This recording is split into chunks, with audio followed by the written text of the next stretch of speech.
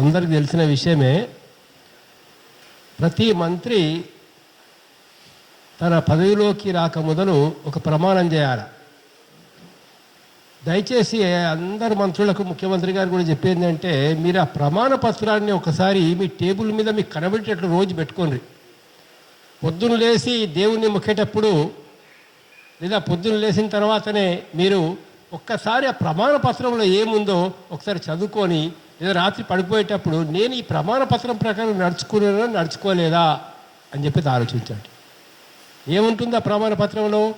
రాజ్యాంగం ప్రకారం నడుస్తారు, ఎలాంటి పక్షపాతం లేకుండా పరిపాలన చేస్తారు, ఎలాంటి స్వార్థం లేకుండా, ప్రలోభానికి గురి కాకుండా, భయపడకుండా, భయము పక్షపాతము లేకుండా నేను పనిచేస్తాను అని ప్రమాణం చేస్తాం. ఒక్క రోజైనా మీరు ఆ ప్రమాణ పత్రం ప్రకారం నడుచుకుంటున్నారా? ఒక్క రోజైనా, ఒక్క గంట అయినా అని మీ ఆత్మకు మీరు పరిశీలించి ఫస్ట్ మీరు చేసుకోవాలి. ఎందుకు ఆ ప్రమాణం చేస్తున్నారు అంటే ఏదో ఊరికే ఏదో గాడిద మెడలో ఏదో వేసినట్లా, అది దానివల్ల లాభం ఏమున్నది? నువ్వు ఎన్నడూ ఆచరించండి, ఎన్నడూ పాటించండి అలాంటి ప్రమాణం చేసినటువంటి వ్యక్తి ప్రతిరోజు ఆ ప్రమాణానికి మీరు భిన్నంగా ప్రవర్తిస్తున్నారంటే ఆ ప్రమాణానికి అసలు వాల్యూ లేకుండా పోతున్నటువంటి పరిస్థితి. రెండవ విషయం ఏంటంటే, అధికారంలో ఉన్నటువంటి వాళ్ళు ఎవరైనా కావచ్చు, కొన్ని ప్రత్యేక పరిస్థితులలో కొంతమంది అధికారంలోకి వస్తారు. కేసీఆర్ కావచ్చు, రేవంత్ రెడ్డి గారు కావచ్చు, ఇంకో కాలంలో ఇంకొకరు కావచ్చు, కొన్ని ప్రత్యేక పరిస్థితుల్లో వస్తారు. వచ్చిన తర్వాత సమదృష్టి అనేది చాలా అవసరం. భారతదేశంలో ఒక గొప్ప విప్లవం వచ్చింది ఏంటంటే గౌతమ బుద్ధుడితోటి. బుద్ధుడు చెప్పింది ఫస్ట్ ప్రిన్సిపల్ సమదృష్టి. మనకు కనుక సమదృష్టి ఉంటే అప్పుడు ఏమవుతుందంటే మన సొంత జీవితంలో కావచ్చు, సమాజంలో ఎక్కడైనా కావచ్చు, సమదృష్టి అనేది కనుక ఉంటే ఈ అన్యాయాల అక్రమాలు జరగవు. ఏది చూసినా నువ్వు పక్షపాతం లేకుండా చూడు, ఏది చేసినా సమానంగా చూడు. మరి ఇవాళ కేసీఆర్ అధికారంలోకి వచ్చిన తర్వాత కానీ, ఇవాళ రేవంత్ రెడ్డి గారి అధికారంలోకి వచ్చిన తర్వాత కానీ, తెలంగాణ ఉద్యమకారులు ఎవరు? అసలు ఆ లిస్టు మీరు తయారు చేసినారా? నిజమైన ఉద్యమకారులకు ఏదైతే మీరు ఇస్తాను వాగ్దానం చేసినారో అవి ఇచ్చినారా? ఏ మేరకు ఇచ్చినారు? మరి ఆ ఉద్యమకారులు లేకపోతే ఇవాళ ఎక్కడైనా కానీ న్యాయం కోసం పోరాడే వాళ్ళే ఉద్యమకారులు. అది ఏ ఉద్యమైనా కావచ్చు.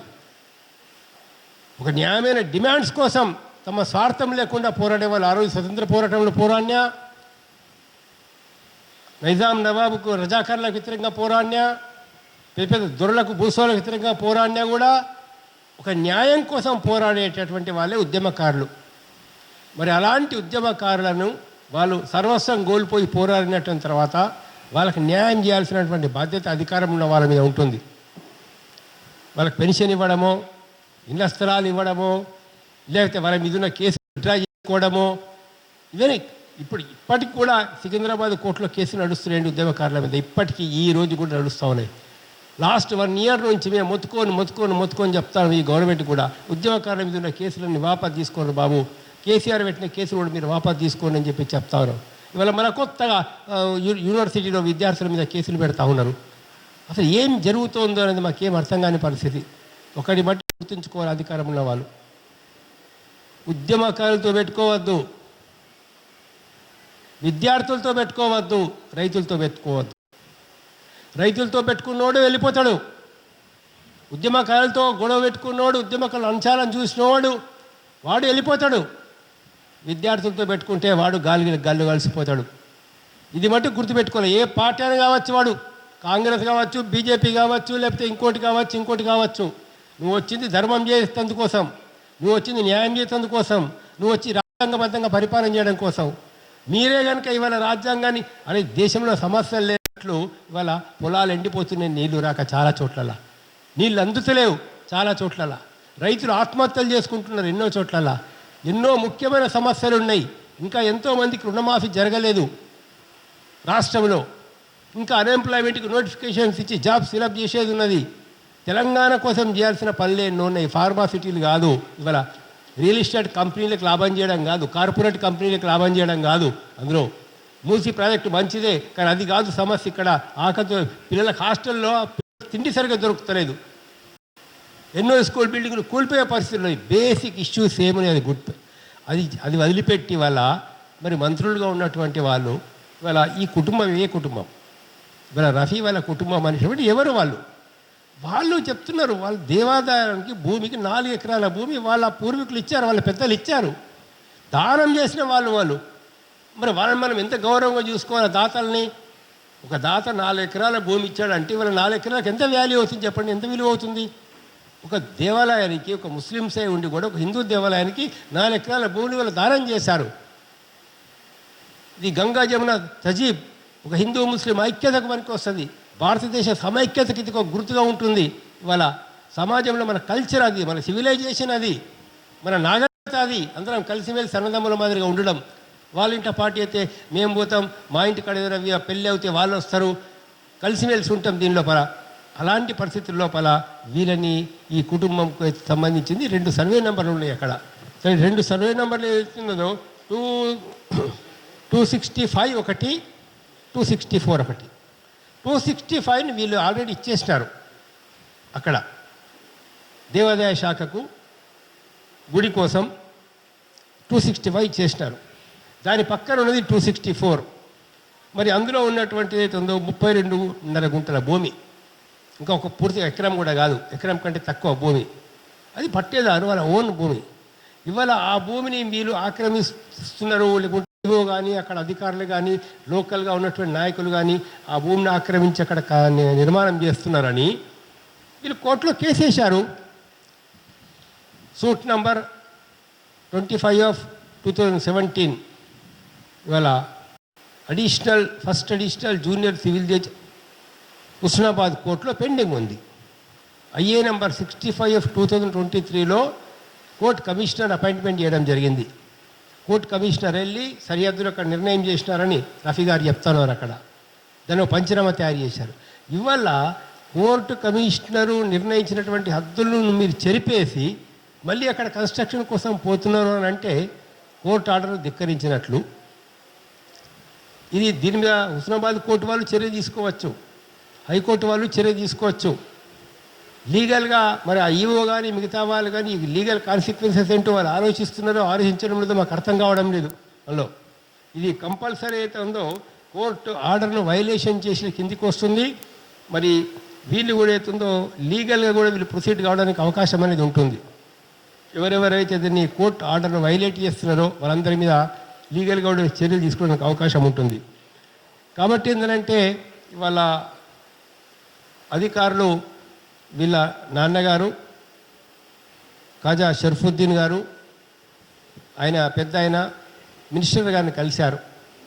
ఇట్లా జరుగుతోంది పరిస్థితి అని చెప్పేసి. మరి సంబంధిత మంత్రి కొండా సురేఖ గారిని బహుశా రఫీ గారు కలిసినట్లున్నారు. కలిస్తే నేను తప్పనిసరి మీకు రక్షణ ఇస్తా అని చెప్పేసి ఆమె చెప్పడం, ఎండోమెంట్ డిపార్ట్మెంట్కి కూడా ఆమె ఫోన్ చేసి జాగ్రత్త చూడండి అని చెప్పేసి చెప్పడం, మళ్ళీ ఈలోగా ఇంకొక మంత్రి గారు దానిలో ఇంటర్ఫియర్ అయ్యి లేదు మీరు కన్స్ట్రక్షన్ చేసుకోండి అని చెప్పేసి చెప్పడం జరుగుతున్నదని మనకు తెలుస్తున్న విషయం. మరి వీళ్ళ నాన్నగారు స్టేటస్కో కోర్టు ఇచ్చినటువంటి స్టేటస్కో ఆర్డర్ కూడా order 39 rule 1 section and 2 of CPC కింద 7/4/2017 రోజే కోర్టు స్టేటస్కో ఆర్డర్ ఇచ్చినటువంటి ఇదే కేసులో కోర్టు స్టేటస్కో ఆర్డర్ ఇచ్చినటువంటి పరిస్థితి కూడా ఉంది. కాబట్టి స్టేటస్కో ఆర్డర్ ఉంది, కమిషనర్ రిపోర్ట్ ఉంది, అన్ని డాక్యుమెంట్స్ ఉన్నాయి. ఇవి తీసుకెళ్ళి రఫీ వాళ్ళ నాన్నగారు మినిస్టర్ గారు కూడా కలిసి చెప్పారు ఇట్లా పరిస్థితి అని చెప్పేసి. వీళ్ళేదో లా అండ్ ఆర్డర్ తమ చేతిలోకి తీసుకొని వీరు కూడా 10 మంది గుండాలను తీసుకొని పోయి అక్కడ దాన్ని మా భూములకు మీరు ఎట్లా వస్తారు, మేము పడగొట్టేస్తాం అని అలా చేయలేదు. చట్ట ప్రకారంగా రూల్స్ ప్రకారం ఎట్లా చేయాలో పోయి పెద్దవాళ్ళని కలవాలి. కాబట్టి మినిస్టర్ గారిని ఎండోమెంట్ డిపార్ట్మెంట్ వాళ్ళని కలిశారు, తర్వాత మినిస్టర్ గారిని కలిశారు ఆయన.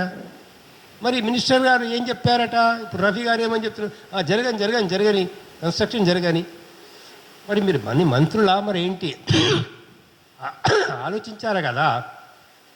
సత్యమేంటో మీరు తెలుసుకోండి. అది మీ భూమియా, రఫీ వాళ్ళ కుటుంబానికి సంబంధించిన భూమియా? ఈ సర్వే నెంబర్ 264లో ఉందా, సర్వే నెంబర్ 265లో ఉందా?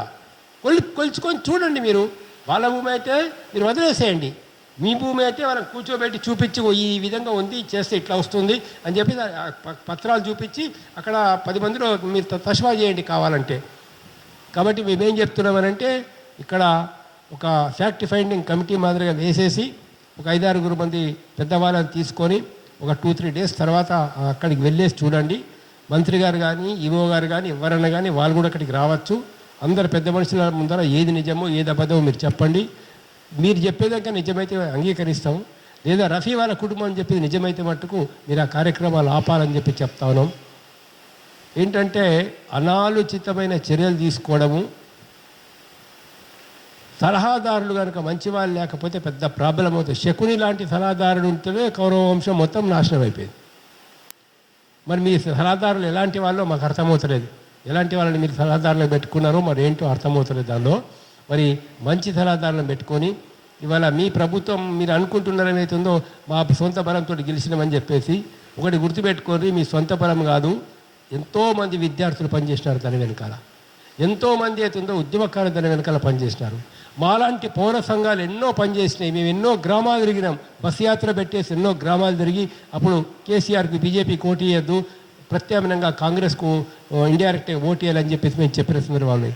అట్లా అనుకోకుండా అవుతుంది మా సొంత బలంతో మేము గెలిచినాం అని చెప్పేసి ఇది అనుకోవడం చాలా పొరపాటు. అందరికీ అవకాశం ఇవ్వండి, అందరితో మాట్లాడండి, ఎవరికి అన్యాయం జరగకుండా చూడండి, ఉద్యమకారులందరం కూడా గౌరవించండి. అదేవిధంగా ఉద్యమ కాలంలో లేదా మీకు ఎలక్షన్స్లో అప్పుడు కూడా ఒక డెమోక్రసీ కోసము సెక్యులరిజం కోసం ఎవరెవరైతే పనిచేసినారో అందరికీ ఒక అవకాశాలు ఇస్తూ ముందుకు పోయేటువంటి ఒక ఆలోచన మీరు చేయాలని చెప్పేసి విజ్ఞప్తి చేస్తూ, ముఖ్యంగా మంత్రి గారు కూడా వెంటనే దీనిలో జోక్యం చేసుకొని ఫ్యాక్ట్ ఏంటో చెప్పండి. మరి చెప్పండి ఫ్యాక్ట్ మీరేంటో, సత్యం ఏంటో, వాస్తవం ఏంటో, నిజం ఏంటో, అబద్ధం ఏంటో చెప్పండి. మమ్మల్ని పిలిచి మాట్లాడండి కావాలంటే. సత్యం ఏంటో అబద్ధం ఏంటో కరుణాకర్ రెడ్డి గారు వస్తారు, నేను వస్తాము, ఇంకా మిగతా వాళ్ళు వస్తారు. ఏది సత్యం ఏదో మీరు చెప్పేది కరెక్ట్ అయితే ఒప్పుకుంటాం మేము. కానీ రఫీ గారు చెప్పేది కరెక్ట్ అయితే అప్పుడు కూడా మీరు ఇల్లీగల్గా అక్కడ కన్స్ట్రక్షన్ చేయడం కరెక్టా? అధికారం ఉందని మీరు ఇల్లీగల్గా కలెక్షన్ చేస్తారా? అధికారం ఉందని ఎంకరేజ్మెంట్ చేస్తారా? పవర్ని దేనికోసం ఉపయోగిస్తారు? పవర్ని అక్రమాల కోసం ఉపయోగిస్తారు. పవర్ని అక్రమాల కోసం ఉపయోగిస్తే తెలంగాణ సమాజం ఎప్పటికి ఒప్పుకోదు, ఎప్పటికి ఒప్పుకోదు. మల్లన్న సాగర్ రైతుల మీద జరిగినప్పుడు మేము చూసినాము, ఇంకొక దళితుల మీద దాడులు జరిగినప్పుడు చూసినాము. ఆ రోజు కూడా అదే విషయం చెప్పిన కేసీఆర్కి చెప్పినా ప్రభుత్వం, మీరు కనుక అక్రమాలు చేస్తే తెలంగాణ ప్రజలు ఈ రోజు కాదు రేపైనా బుద్ధి చెప్తారు మీకు అని ఖచ్చితంగా చెప్పేసినాం. అట్లనే జరిగింది కూడా. ఇవాళ ఇలా చిన్నవాళ్ళు, వీళ్ళకేం వయసు ఉన్నది, వీళ్ళకేం బలం ఉంది అనుకోవచ్చు. దాని లోపల నువ్వు ఎంత పెద్ద బుగ్గన కావచ్చు, చిన్న సూదితోటి ఓడిస్తే మొత్తం వెళ్ళిపోతుంది గాలి దానిలో, మీ బట్టి గాలి దానిలో, తెలిసిందా? అందుకని ఇలా ఉద్యమకారులందరూ కూడా సూదులు, కాబట్టి సూదులతో పెట్టుకోవద్దని చెప్పి చెప్తూ నాకు ఈ అవకాశం ఇచ్చినందుకు ధన్యవాదాలు. సార్